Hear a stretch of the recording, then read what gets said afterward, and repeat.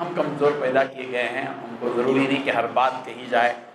ہر وقت تقریریں کی جائیں۔ اللہ کرے کہ ہم جو ہے جو باتیں پیش کی جا رہی ہیں، کچھ بولنا چاہ رہے ہیں نہیں، تو جو باتیں پیش کی گئی ہیں ان تمام باتوں کو محفوظ رکھا جائے۔ اور الحمدللہ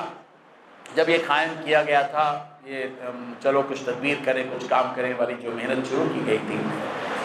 ہم کو خود اندازہ نہیں تھا کہ یہ کام اس قدر پھیلے گا، لوگ اس کو قبول کریں گے، لیکن ٹاپک ایسے تھے، ماحول ایسا تھا ملک کا، اور حالات ایسے تھے، تقاضے تھے، مجبوریات تھیں، تو کچھ امکان بھی نظر آ رہا تھا کہ ٹھیک ہے انشاءاللہ لوگ قبول کریں گے، لیکن ہم جہاں بھی گئے اللہ کا فضل اور کرم ہے کہ کسی نے بھی اس تاریخ پر تنقید نہیں کی، کسی نے بھی نہیں کی۔ اور میں ہمارے ملک کے بڑے بڑے اکابر سے مل کر آیا، حضرت مولانا احمد خان پوری صاحب ہیں، حضرت مولانا ابو القاسم صاحب ہیں، نعمانی صاحب دونوں برکات دارالعلوم دیوبند کے، حضرت مولانا لقمان صاحب، حضرت مولانا شعیب اللہ خان، مفتی شعیب اللہ خان صاحب، حضرت مولانا صغیر احمد خان صاحب، اور احمد سراج عمری صاحب، بہت سے احباب سے الحمدللہ ملاقات کی، لیکن سب نے کہا کہ یہ وقت کی ضرورت ہے۔ اور مانا بہت سے جو فگر ہم نے دیے تھے، یہ 70% والا فگر بے دینی کا اور طلباء کے سلسلے میں 60% کا، اس فگر کو جب ہم نے ان کے سامنے بیان کیا، کہا کہ مولانا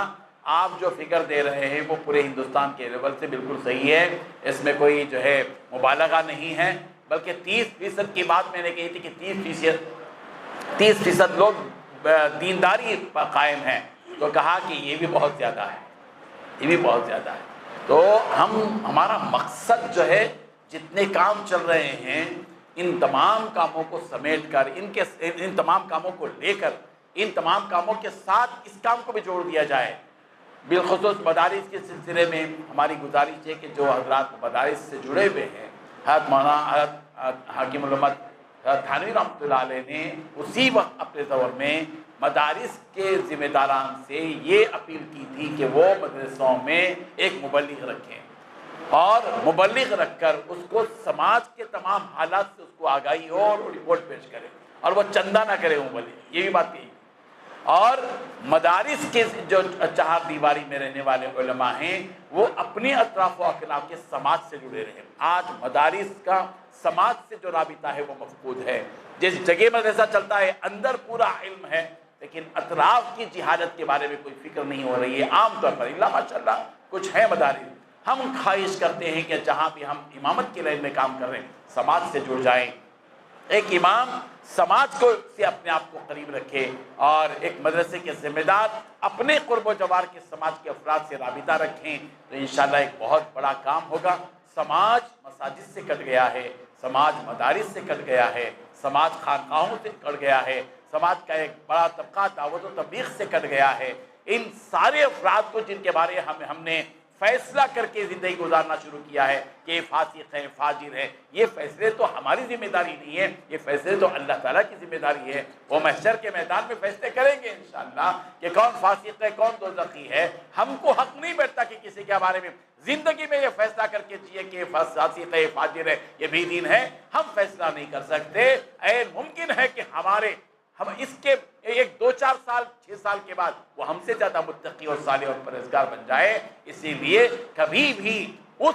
70% طبقے کو حقیر جان کر ان کے بارے میں فیصلہ کر کے حتمی کہ وہ فاسق ہو گئے، جہنمی میں جانے والے ہیں، اس فیصلے سے ہمیں کرارہ کشی اختیار کرنا پڑے گا، بلکہ استعفیٰ دینا پڑے گا اس فیصلے سے، اور ہم سب کو ان کے اندر گھس کر ہر انداز سے کام کرنا پڑے گا۔ اس لیے میں مناسب سمجھتا ہوں کہ ہم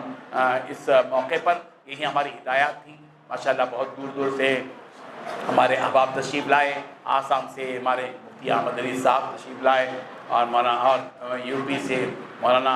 محفوظ الرحمان صاحب تشریف لائے، اور مفتی خلیل صاحب تشریف لائے، اور تمل ناڈو سے مولانا محمد طلحہ صاحب تشریف لائے، اورنگ آباد سے شولاپور کے وہاں کے رفقا مولانا علی سلیمان صاحب، محفوظ اور محبوب صاحب وغیرہ تشریف لائے، تلنگانہ سے مولانا سید رضوان صاحب تشریف لائے، اور بھی دیگر احباب آئے۔ انشاءاللہ